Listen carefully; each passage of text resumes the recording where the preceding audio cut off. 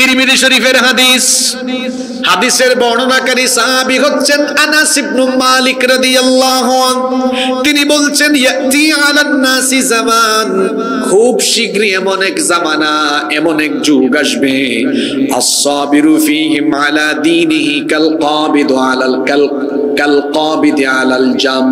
আল্লাহর নবী বলেছেন জ্বলন্ত কয়লার উপরে দাঁড়িয়ে থাকা যতটা কঠিন, শেষ জামানায় নিজের ঈমান হেফাজত করে ঈমান বাঁচিয়ে ঈমানের উপরে টিকে থাকা হবে তার চাইতে আরো কঠিন।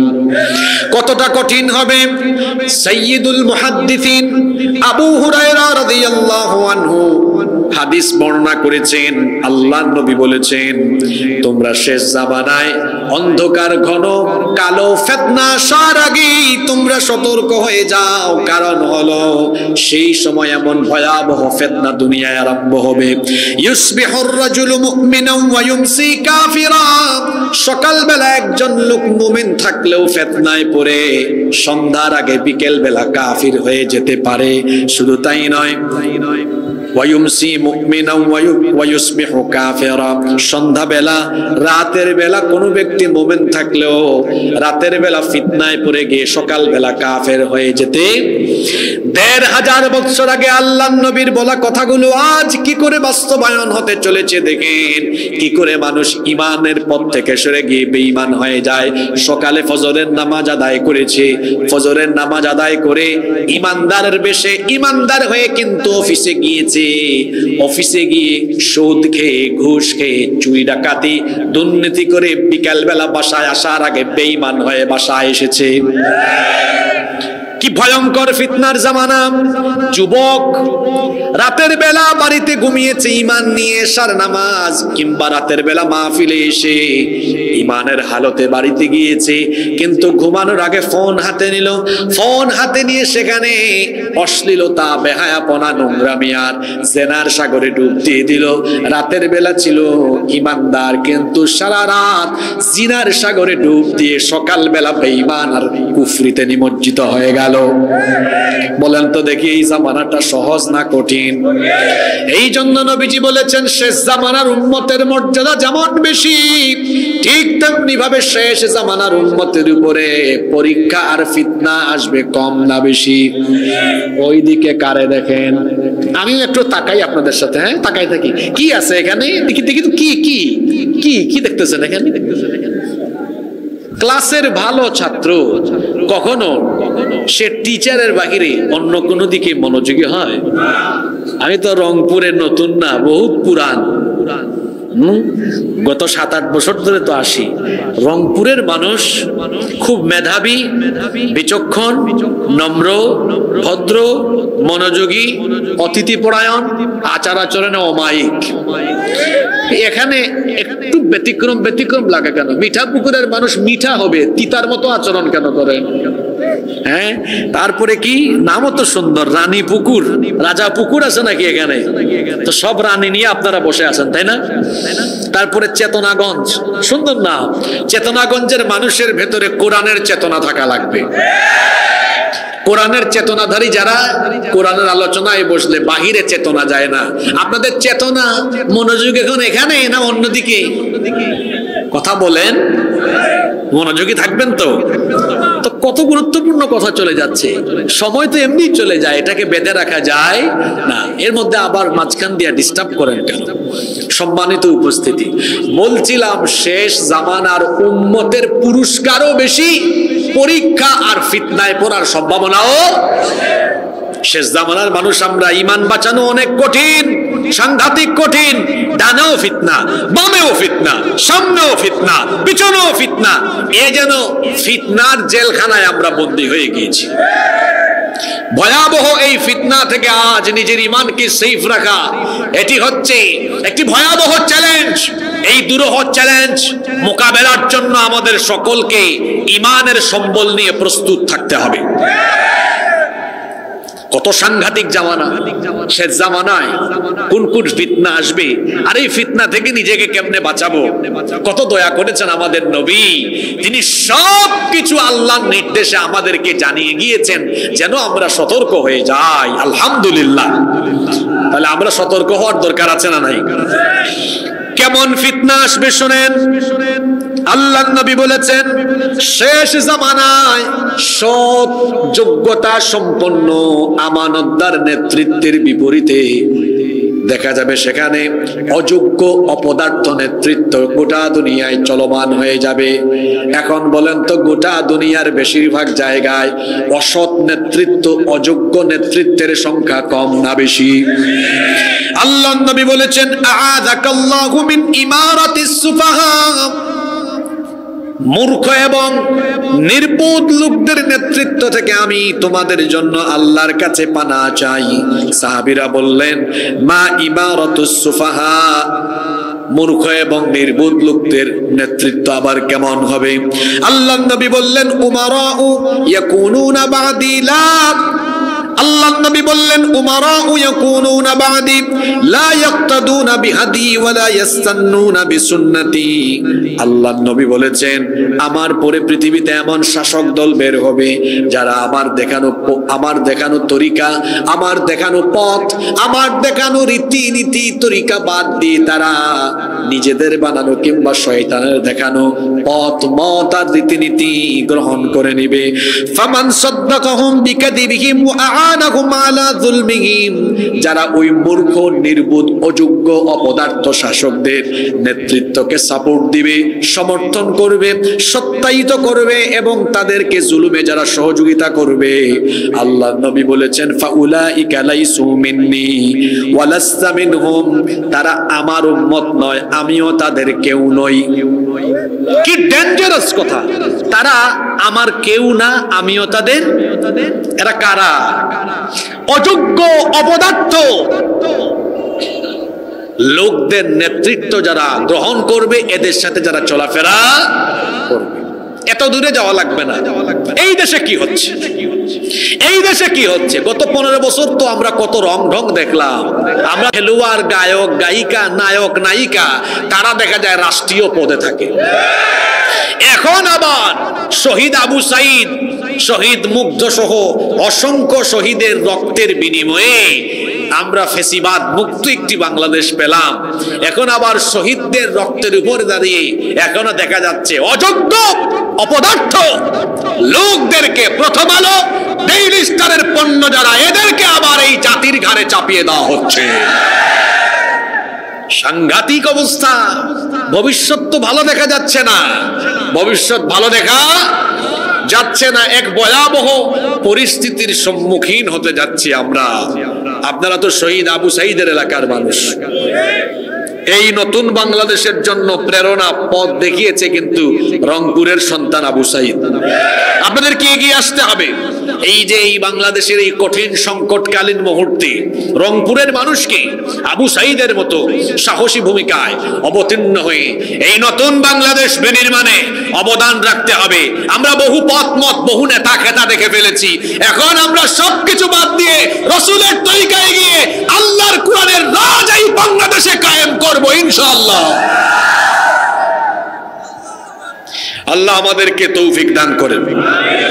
কি ভয়ঙ্কর পরিস্থিতি! আল্লাহর নবী বলেছেন আমার যুগ তো নবুয়তের যুগ, আমার যুগ কোরআনের যুগ। এই যুগে কোনো দুঃখ মানুষের থাকবে না, কষ্ট থাকবে না। কিন্তু আমার পরে কি কি হবে সেগুলো নবীজি বলে দিয়েছেন। আল্লাহর নবী বলেছেন ইন্না হাযাল আমরা বাদাআ নবুওয়াতাও ওয়া রাহমা, নিশ্চয়ই আমার এই যুগের সূচনা বা ইসলামের সূচনা হয়েছে নবুয়ত দিয়ে। নবুয়তের যুগ হলো রহমতের যুগ। সুম্মা ইয়াকুনু খিলাফাতাও ওয়া রাহমা, আল্লাহর নবী বললেন আমি দুনিয়া থেকে যাওয়ার পরে আসবে খিলাফতের যুগ। খিলাফতের যুগ হলো রহমতের যুগ। সুম্মা মুলকান আদুদান সুম্মা কানা জাবরিয়াতাও ওয়া উতুওয়ান ওয়া ফাসাদান ফিল আরদ, আমার পরে আসবে পৃথিবীতে খেলাফতের যুগ। খেলাফতের পরে আসবে রাজতন্ত্রের যুগ। জীবিত থাকাকালীন নবীজি যে কথাগুলো বলে গিয়েছিলেন পৃথিবীতে সেগুলো ঘটেছে কি ঘটে নাই? আরো জোরে বলেন, ঘটেছে কি ঘটে নাই? নবীজির পরে নবীজি বলেছেন আসবে খিলাফতের যুগ, ছিল খেলাফতের যুগ। নবীজি বলেছেন খেলাফতের যুগের অবসান ঘটবে, আসবে মুলুকিয়ত, আসবে রাজতন্ত্রের যুগ। এরপরে আসলো রাজতন্ত্রের যুগ। তারপরে নবীজি বললেন অতঃপর আসবে এক ভয়াবহ ফিতনার যুগ। সেখানে জালিম স্বৈরাচারীরা, সন্ত্রাসীরা, ডাকাতরা শাসন কার্য পরিচালনা করবে, সেই সময় মানুষের উপরে জুলুম হবে। এটা হলো বর্তমান জামানার রূপ। আল্লাহর নবী ১৫০০ বছর আগে যে কথাগুলো বলে গিয়েছেন, আজকের যুগের সাথে কথাগুলোর মিল আছে না নাই? আরো জোরে বলেন, মিল আছে না নাই? আল্লাহর নবী বলেছেন, গোটা পৃথিবীতে ফিতনা, ফাসাদ, বিশৃঙ্খলা, অন্যায়, খুন, রাহাজানি, লুণ্ঠন, লুটতরাজ, জুলুম, ব্যভিচার, অশ্লীলতা, বেহায়াপনা, নোংরামি, এক কথায় অন্যায়, অনাচার, পাপাচার, এই সব কিছুতে গোটা সমাজ পরিপূর্ণ হয়ে যাবে। কিন্তু এই অন্যায়, পাপাচার, দুরাচারে পরিপূর্ণ সমাজে ইমানদারদেরকে ইমানের পথে চলতে, যতই ফিতনা আসুক না কেন, এই ফিতনার সময়ে ভয়াবহ ফিতনার সম্মুখীন হয়েও ইমান হারা হওয়া যাবে না, ইমানের পথে টিকে থাকা লাগবে। কারণ একজন মুমিনের সবচাইতে বড় সম্বলের নাম হলো, আরো জোরে বলেন, মুমিনের জীবনের সবচেয়ে বড় পাথেয়, সবচাইতে বড় সম্বল হলো ঈমান। কারণ ঈমান না থাকলে পরে জান্নাতের ফয়সালা হবে না। এই জন্য একজন ঈমানদার তার জীবনের গুরুত্বপূর্ণ সম্পদ, এই ঈমানের জন্য প্রয়োজনে সে মরতে পারে, তারপরেও সে ঈমান হারা হতে পারে না। ঈমানের পথে থাকতে গিয়ে ঈমানদার প্রয়োজনে জীবন দিয়ে শহীদ হবে, তারপরেও সে ঈমানের পথ থেকে বিচ্যুত হবে। ফিতনার যুগ আসবে, জুলুমের যুগ আসবে। এটা ১৫০০ বছর আগে বলে গিয়েছেন মুহাম্মদুর রাসূলুল্লাহ, বলেন সাল্লাল্লাহু আলাইহি ওয়াসাল্লাম। এখন আসেন তো কি কি ফিতনা হবে, আল্লাহর নবীর বলা কথাগুলো মিলায় নি আমাদের সমাজের সাথে, দেখি কতটা মিলে। আল্লাহর নবী বলেছেন, সায়াতি আলা উম্মতি জামান, খুব শীঘ্রই এমন এক জামানা আসবে, ইয়াকসুরু ফীহিল কুরআ, কোরআনের কারির সংখ্যা বেড়ে যাবে, তেলাওয়াতকারীর সংখ্যা বাড়বে, কোরআন পাঠকের সংখ্যা বাড়বে, এরা শুধু কোরআন পড়বে। ওয়ায়াকিল্লুল ফুকাহা, কিন্তু ফকিহের সংখ্যা কমে যাবে, কোরআন বুঝে এমন মানুষের সংখ্যা কমে যাবে। ওয়ায়ুকবাদুল ইলম, এইভাবে করে ইলম উঠায় না হবে। আজকে দেখেন নবীজি যেটা বলেছেন সেটাই হয়েছে। আল্লাহর নবীর জামানায় সাহাবীরা কোরআনের যে আয়াত পড়তেন সেটা তারা নিজেরা বুঝতেন, কি পড়েন তারা বুঝতেন। কিন্তু আজকের এই জামানায় বাংলাদেশ নিয়ে যদি আমি কথা বলি, 90% মুসলমানের মধ্যে 89.5% মুসলমান হবে এমন যারা কোরআন পড়ে কিন্তু কোরআন বুঝে না। কত শতাংশ বললাম? 90 এর মধ্যে 89. এটাও ভুল হতে পারে, আরো বেশি হবে। আমার তো সম্ভাবনা 89.9 হতে পারে। কয়জন মানুষ আছে সূরা ফাতিহার অর্থ বুঝে? এটা হলো মুসলমানদের অধপতনের একটি কারণ। মুসলমানরা কোরআন থেকে দূরে সরে গিয়েছে। আমাদের পূর্বপুরুষরা গোটা পৃথিবীকে তারা বীরত্বের সাথে নেতৃত্ব দিয়েছেন। কেন? কোরআনকে তারা আঁকড়ে ধরেছেন, এটিকে তারা তাদের জীবন পরিচালনার চূড়ান্ত সংবিধান হিসাবে গ্রহণ করে নিয়েছিলেন। কোরআনের কাছে থাকার কারণে গোটা পৃথিবী তারা এলাকার পর এলাকা, দেশের পর দেশ তারা জয় করেছেন। তাদের সামনে কেউ সাহস করে দাঁড়াতে পারে নাই। আল্লাহু আকবার। এরপরে মুসলমানরা যখন অমুসলিমদের পশ্চিমা দুনিয়ার খপ্পরে পড়ে কোরআন থেকে ধীরে ধীরে ধীরে ধীরে সরে গেল। এটা 1-2 বছরে সরে যায় নাই, এটা একটা লম্বা সময়ের গভীরতম ষড়যন্ত্র। এই ষড়যন্ত্র এখনো চলমান। আপনি বলবেন হুজুর ষড়যন্ত্রটা কোথায় দেখায় দেন? তাকান শিক্ষা ব্যবস্থার দিকে, সব আছে। বাংলা, ইংরেজি, গণিত, সমাজ বিজ্ঞান, ইতিহাস, অর্থনীতি, পৌরনীতি, আইসিটি সব আছে। শুধু দুষ করেছে কোরআন। কোরআন কথা বলছেন না কেন? আপনাদেরকে দ্বীনের পথ থেকে বিচ্যুত করার এটা একটা ভয়াবহ ষড়যন্ত্র, চক্রান্ত। কারণ মুসলমানের সন্তানরা কোরআন পড়লে, কোরআনের পথ বুঝলে, মুসলমানরা আগের মতো আবার পৃথিবীতে সাহসী হয়ে ঘুরে বেড়াবে। গোটা দুনিয়া তারা দাপটের সাথে চলবে, গোটা দুনিয়াকে তারা নেতৃত্ব দিবে। এটা অমুসলিমরা চায়? অমুসলিমরা চায়। এজন্য তারা এমন প্ল্যান, পরিকল্পনা আমাদেরকে দিয়েছে, আর আমাদের মধ্য থেকে কিছু লোককে তারা টোপ হিসাবে ব্যবহার করে তাদের তৈরি করা সকল পরিকল্পনা ষড়যন্ত্র খুব চমৎকারভাবে প্ল্যান ওয়াইজ তারা বাস্তবায়ন করে চলেছে, যার কারণে মুসলমানদের সংখ্যা এখন বেশি, মারও খায়। জোরে বলেন, মারও খায়। অতীতে অর্ধেক দুনিয়া শাসন করেছেন আমাদের এমন বীর পুরুষও ছিলেন। ওমর ইবনুল খাত্তাব রাদিয়াল্লাহু আনহু, তখন কি মুসলমানদের সংখ্যা এখনের চাইতে কম ছিল না বেশি ছিল? তো এত কম মুসলমান দিয়া কিভাবে তিনি পৃথিবী শাসন করলেন? আমরা মনে করি ভোটার বেশি হলে, ক্ষমতা বেশি হলে শাসন করা যায় খুব বেশি। নো, এটা ভুল। এরকম হইলে তো বাংলাদেশে এখন হুজুররা চালাইতো। কারণ বাংলাদেশে আমাদের সব হুজুরদের ফ্যান ফলোয়ার একত্রিত করলে কেউ এর ধারে কাছে আসতে পারবে? একটার ইলেকশনে দাঁড় করাইয়া দেন, 100 ভোটও পাবে না। কেন পাবে না? তাদের সামনে যারা ঠিক ঠিক ঠিক বলে চিল্লায়, এরা গরু ছাগলের মতো। ইলেকশন আসলে গরু ছাগলের দামও অনেক বেশি, এরা হাঁস মুরগের ডিমের মতো কিংবা মুরগির দামে বিক্রি হয়। ঠিক আছে কথা? আমাদের বহু হুজুরদের সমাবেশে দেখবেন লক্ষ লক্ষ মানুষ। একটু ভোটে দাঁড় করায় দেন, তাহলে বুঝা দিল সংখ্যা দিয়ে শুধু পারা যায়। সংখ্যা দিয়ে পারা গেলে এই যে কি ফারুকি একটারে বানাই দিল, কি উপদেষ্টা, তার বউ দিয়ে সে ব্যবসা করে। এই লোকটা হলো বাংলাদেশে অপসংস্কৃতি আমদানির মূল হোতা। এর বিরুদ্ধে বাংলাদেশের বেশিরভাগ মানুষ, তারপরেও সে কিভাবে থাকলো? কারণ শুধুমাত্র সংখ্যা দিয়ে পারা যায় না, সংখ্যার চাইতেও গুরুত্বপূর্ণ হলো গুরুত্বপূর্ণ প্রতিষ্ঠানের নিয়ন্ত্রণে থাকা। অত প্রথম আলো আর ডেইলি স্টারের মাল। প্রথম আলো আর ডেইলি স্টার যেভাবেই হোক খপ্পরে ফেলায়া বর্তমান উপদেষ্টা পরিষদকে দাঁড় করিয়ে দিয়েছে। সংখ্যা দিয়ে কখনো পৃথিবীকে নেতৃত্ব কেউ দিতে পারে নাই, দিয়েছে তাদের প্রজ্ঞা দিয়ে, জ্ঞান দিয়ে, বিচক্ষণতা আর সাহসিকতা দিয়ে। বলছিলাম ওমর রাদিয়াল্লাহু আনহুর কথা। তার সময় মুসলমানদের সংখ্যা এখনকার মতো না, বহুত কম, বহুত কম না? এত কম মানুষ দিয়ে গোটা পৃথিবী দাপিয়ে বেরিয়েছেন। ওমরের নাম শুনলেই তামাম দুনিয়ার কাফেররা থর থর করে কেঁপেছে। এটা কি শুধু সাহসিকতার গুণে? আরেকটা শক্তি আছে, এটা হলো কোরআনের শক্তি। জোরে বলতে হবে, কিসের শক্তি? আরে এটা ওহীর জ্ঞান, ওহীর জ্ঞান। এই জ্ঞানে আমাদের পূর্বপুরুষরা এই জ্ঞান অর্জন করে তারা কোরআনের জ্ঞানে গুণী হয়েছিলেন বলে গোটা পৃথিবীকে তারা জ্ঞানগত যোগ্যতা আর জ্ঞানগত যোগ্যতার কারণে, কোরআনের জ্ঞানের কারণে এসেছিল আল্লাহর তরফ থেকে অসীম সাহস। কোরআনের জ্ঞান, অসীম সাহস আর বীরত্ব দিয়ে গোটা পৃথিবী তারা কাঁপিয়েছেন, দাপিয়ে বেরিয়েছেন। এখন সংখ্যা এত বেশি, এরপরে এটা মুসলমানরা ফুটবলের মতো লাথি খায় কেন?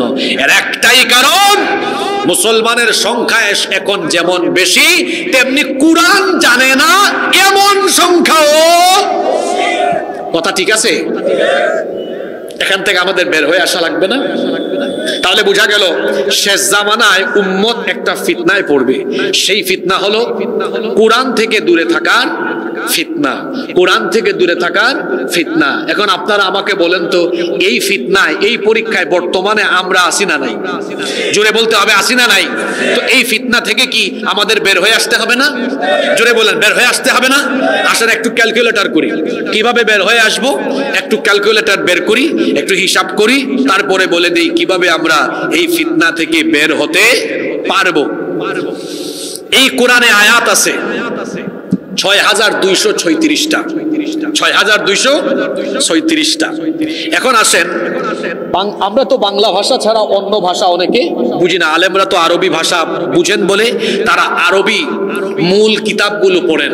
আমরা কি করব? আমরা যারা আরবি জানি না। এখন তো আলহামদুলিল্লাহ বাংলায় ট্রান্সলেট করা অনেক তাফসীর বাজারে পাওয়া যাচ্ছে। তাফসীর ইবনে কাসিরও আছে, তাফহিমুল কোরআন আছে, মারিফুল কোরআন আছে, জিলালুল কোরআন আছে, তাফসিরে জালালাইন আছে, 5টা তাফসিরের নাম বললাম, আরো আছে, এই 5টা বললাম গ্রহণযোগ্য তাফসিরগুলো বাংলায় পাওয়া যায়। এক সেট তাফসিরের দাম এই তাফহিমুল কোরআন হয়তো বড়জোর 2000 টাকা হতে পারে। অন্যান্য তাফসির আপনি তাফসির ইবনে কাসির আনতে পারেন। আমি ধরলাম এরকম 2-3 সেট তাফসির ঘরের ভিতরে রাখলেন। ঘরের ভিতরে তো লক্ষ লক্ষ টাকার ফার্নিচার রেখেছেন বাবা, একটু কয়েক হাজার টাকার তাফসির রাখতে পারবেন না? পারবেন, রাখলেন। রাখার পরে নিজে এবং পরিবারের সবাই প্রতিদিন পড়বেন 10 আয়াত করে। কত আয়াত? জোরে বলেন, কয় আয়াত?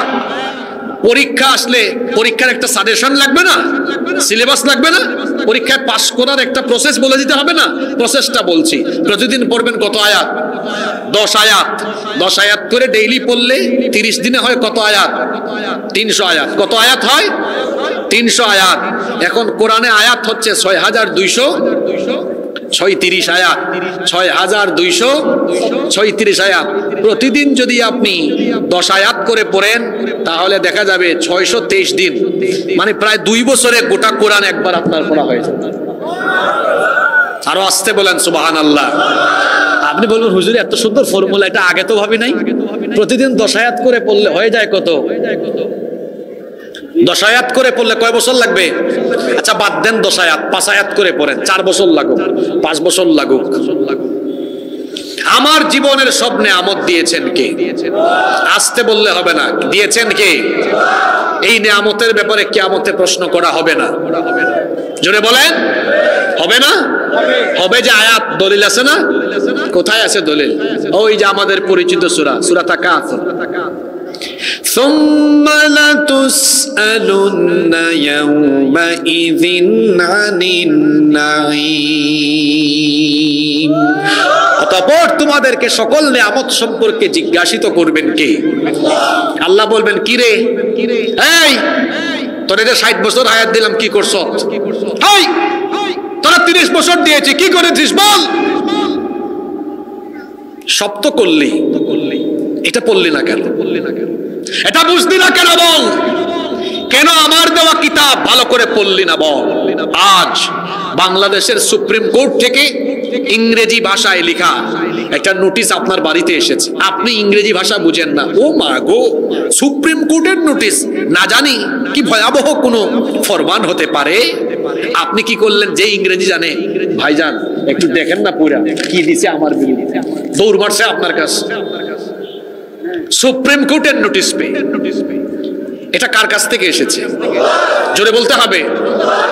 আল্লাহর কাছ থেকে পাইছেন, বুঝেন না। এটা বুঝার জন্য কয়জনের কাছে দৌড়াইছেন? দৌড়াইয়া একসাথে তাফসীর এনেছেন, বোঝার চেষ্টা করেছেন। কোরআন বুঝা নফল নয়, কোরআন বুঝা ফরজ আপনার জন্য। তাহলে আমরা ওই হাদিসে আবার ফিরে যাচ্ছি। কোন হাদিস?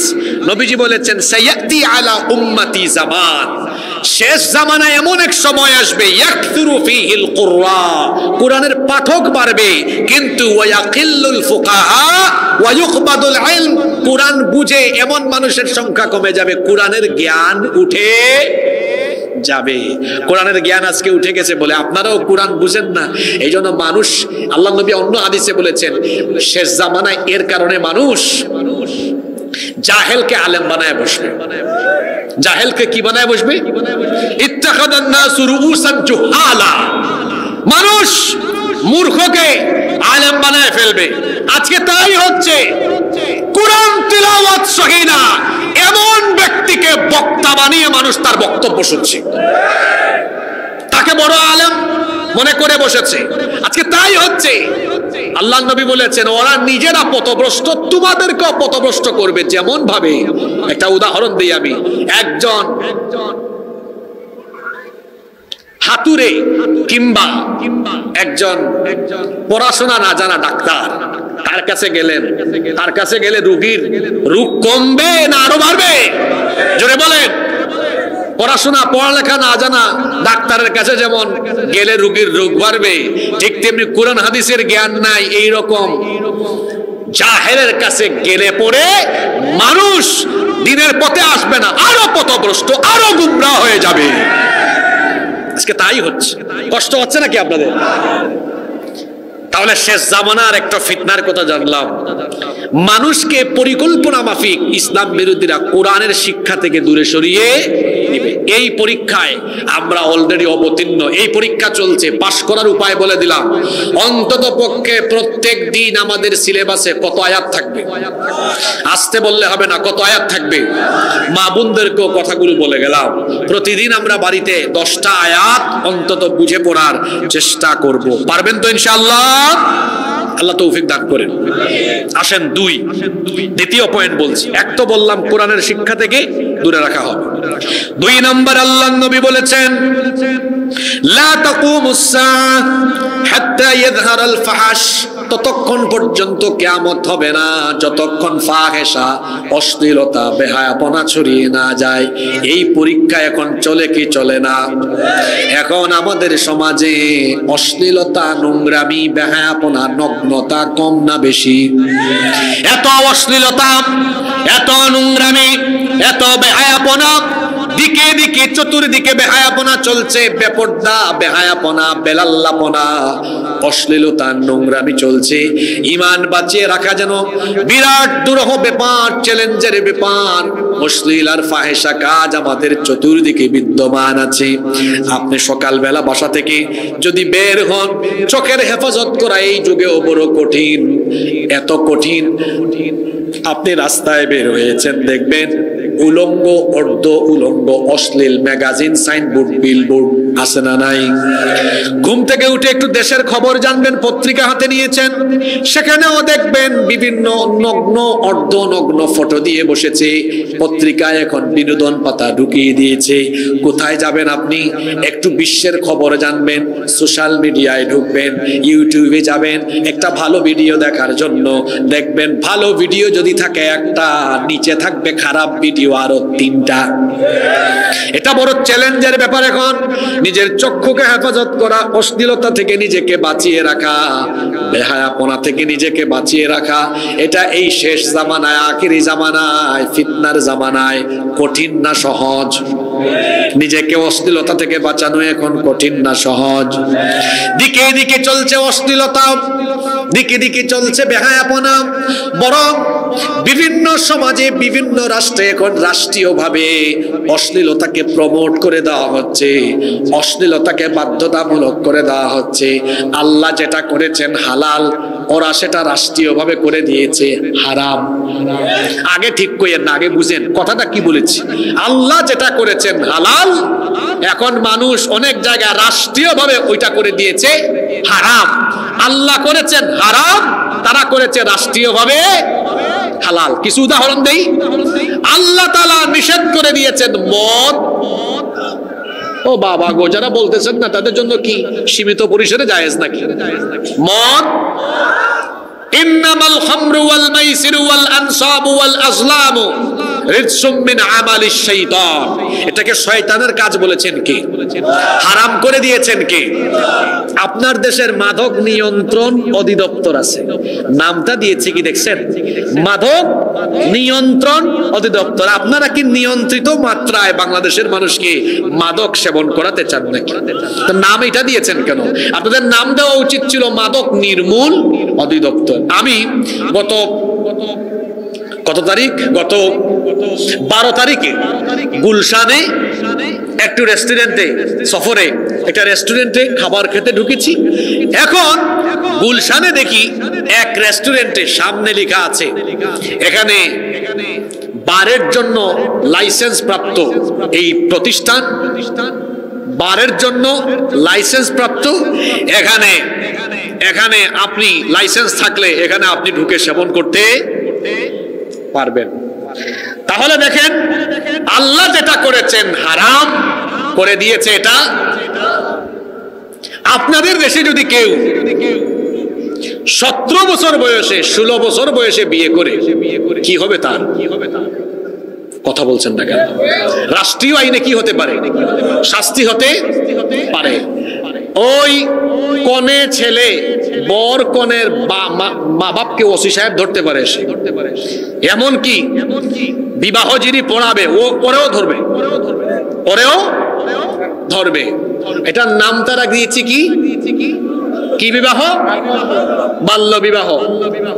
আসলে তো নাম হওয়া উচিত ছিল বালেগ বিবাহ, বালেগা বিবাহ, কারণ 12 বছরের পরে কি হয়ে গেছে? কথা বলছেন না কেন? তো বালেগ বালেগা হয়ে গিয়েছে, এটার নাম হওয়া উচিত ছিল বালেগ বিবাহ, বালেগ বিবাহ। তারা নাম দিয়েছে কি? বাল্য বিবাহ। এখন একটা ছেলে আর একটা মেয়ে বৈবাহিক বন্ধনে আবদ্ধ হলে পবিত্র সম্পর্ক, এটাকে হালাল করে দিয়েছেন কে? আল্লাহর বানানো হালালকে তারা দেশে করে দিয়েছে কি? বলেন না কেন? আচ্ছা, আরেকটা কি করছে? আল্লাহ করেছেন হারাম, ওটা বানিয়েছে। আপনাদের দেশে যদি হোটেলে, পার্কে, বটতলায়, জামতলায়, বাদামতলায়, গাছতলায় কবুতররা জুড়াই জুড়াই বসে, বয়স হলো 15 বছর 16 বছর, দুইটা বসে যদি ঢলাঢলি করে, হাতে ধরে হাঁটাহাঁটি করে, এটা কি আপনাদের দেশের আইনে অপরাধ? কথা বলছেন না কেন? অপরাধ আল্লাহর আইনে? আল্লাহর আইনে জোরে বলতে হবে, আল্লাহর আইনে।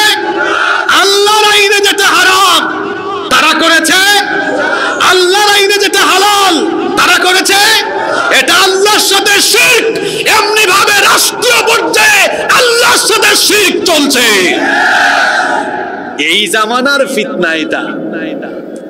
ওই যে বললাম শেষ জামানায় উম্মত অশ্লীলতা বেহায়াপনার পরীক্ষায় অবতীর্ণ হবে। এখন এই পরীক্ষায় আপনারা আছেন না নাই? কঠিন পরীক্ষা চলছে। জানতো একজন বয়স্ক বাবা গিয়ে একটা পার্কে ঢুকে ছেলে মেয়েদেরকে বলে, বের হও এখান থেকে, পুলিশ উল্টে এসে আপনারা ধরে নিয়ে চলে যাবে।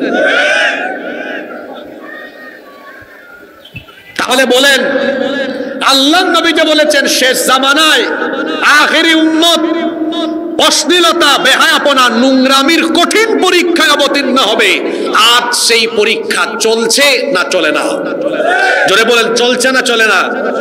এখন এটার একটা প্রেসক্রিপশন দেওয়া লাগবে না? আগের তার প্রেসক্রিপশন তো দিলাম, প্রতিদিন কয় আয়াত? জোরে বলেন। এখন ফাহেসা কাজ থেকে বের হওয়ার একটা প্রেসক্রিপশন লাগবে না? জোরে বলেন, লাগবে না? সেটা কি? সেটা হলো আমরা আমাদের যুবক ভাইদেরকে বলবো, বিবাহ বহির্ভূত কোনো হারাম রিলেশন করা যাবে, এটাকে হারাম করে দিয়েছেন কে? আমরা যারা গার্ডিয়ান আছি, পিতামাতা, আমাদের দায়িত্ব কি? আমাদের দায়িত্ব হলো আমাদের ছেলে মেয়েদের দিকে নজর রাখা। আমাদের ছেলে মেয়ে কোথায় যায়, কার সাথে মিশে, আমরা আমাদের ছেলে মেয়েদেরকে ছোট্ট বয়স থেকে শিখিয়ে দিব, তোমার জন্য এই 14 জন হলেন মাহরাম, এদের সাথে দেখা সাক্ষাৎ করতে পারো, কথাবার্তা বলতে পারো, কোনো অসুবিধা নাই। এই 14 জনের বাহিরে কারো সাথে অপ্রয়োজনে কথা বলা কিংবা দেখা দেওয়া তোমার জন্য যিনি হারাম করে দিয়েছেন, গলার আওয়াজ বড় করে বলেন তিনি কি? আমরা আমাদের মেয়েদেরকে শিক্ষা দিয়ে দিব, তুমি যখন স্কুলে যাবে, কলেজে যাবে, তুমি বুরখা পরিধান করে যাবে, কারণ বুরখার বিধান, পর্দার বিধানটা কার? ছোট্ট বয়স থেকে আমরা আমাদের ছেলে মেয়েদেরকে অশ্লীলতা, নোংরামির এই ফিতনার জামানা থেকে বাঁচানোর জন্য আমরা আমাদের ছেলে মেয়েদেরকে তালিম দিয়ে দিব, শিক্ষা দিয়ে দিব। তুমি মেয়েদেরকে তোমার বন্ধু বানিও না, মেয়েকে বলবো তুমি কোনো ছেলে বন্ধু বানিও না, ছেলে মেয়েদের ফ্রি মিক্সিং বন্ধ করে দিব। এই যুগে কিছু সুশীল বের হয়েছে, এদেরকে আবার অনেকে একটু উপহাস করে বলে চুচিল। এই সুশীল বলেন আর চুচিল বলেন, এরা বলে ছেলে মেয়ে একসাথে চলাফেরা করে, তো কি হয়েছে? এটা আধুনিক জামানার ট্রেন্ড, এটা আধুনিক জামানার প্রথা। ছেলে আর মেয়ে মানুষকে 2 শ্রেণীতে বিভক্ত করে দিয়েছেন কে? আসতে বলবেন না, জোরে বলেন কে?